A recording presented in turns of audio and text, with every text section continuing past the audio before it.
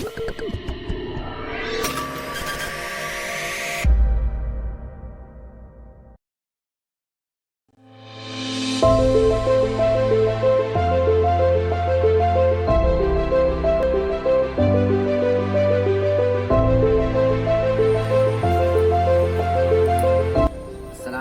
warahmatullahi wabarakatuh. Perkenalkan, nama saya Muhammad Yusri dengan program studi pendidikan agama Islam dengan Fakultas Tarbiyah dan Keguruan untuk memenuhi mata kuliah bimbingan konseling. Baik, dalam pembahasan kali ini atau video kali ini kita akan membahas mengenai hakikat, asas, fungsi dan bimbingan konseling komprehensif di era evolusi 0.4. Yang pertama yaitu mengenai hakikat bimbingan konseling. Hakikat bimbingan konseling merupakan suatu pendekatan yang sistematis, yang struktur dan terencana untuk mengetahui kemampuan individu. Konseling diartikan sebagai petunjuk atau perantara untuk memahami petunjuk Allah Subhanahu wa taala. Di dalam Quran surah Al-Maidah ayat 35 yang menegaskan bahwa wahai orang-orang beriman, bertakwa kepada Allah Subhanahu wa taala dan carilah jalan yang mendekatkan diri kepadanya, berpihaklah pada dirimu supaya kamu mendapatkan keuntungan. Pembahasan selanjutnya yaitu fungsi bimbingan konseling komprehensif untuk mendukung peserta didik di era digital 4.0 industri. Yang pertama yaitu fungsi pemahaman, yang kedua fungsi pencegahan, yang ketiga fungsi pengembangan, dan yang keempat yaitu fungsi perbaikan, dan yang kelima yaitu fungsi advokasi.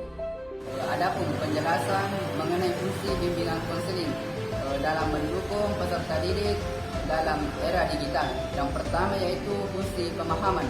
Fungsi pemahaman ini bertujuan untuk membantu peserta didik dalam memahami, mengenali diri mereka, potensi, bakat, dan minat dan kemampuan mereka.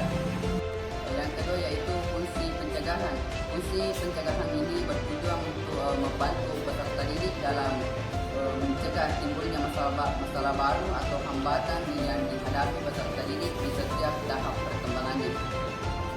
Yang ketiga yaitu fungsi pengembangan. Fungsi pengembangan ini bertujuan untuk membantu peserta didik dalam mencapai pengembangan optimal di setiap tahap perkembangannya.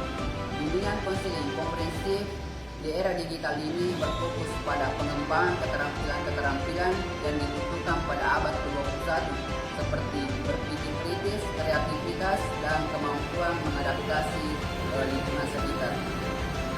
Selanjutnya yang keempat yaitu fungsi perbaikan. Ini berfungsi untuk membantu peserta didik dalam menangani masalah-masalah yang dihadapi peserta didik baik secara akademik, sosial, pribadi maupun karir.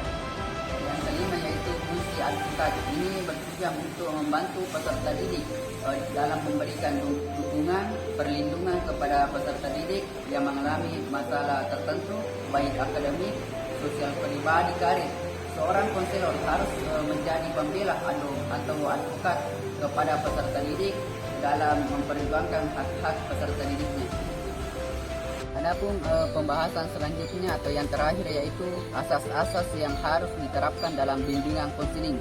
Yang pertama yaitu asas kerahasiaan, yang kedua asas kesukarelaan, yang ketiga asas keterbukaan, dan yang keempat yaitu asas kekinian.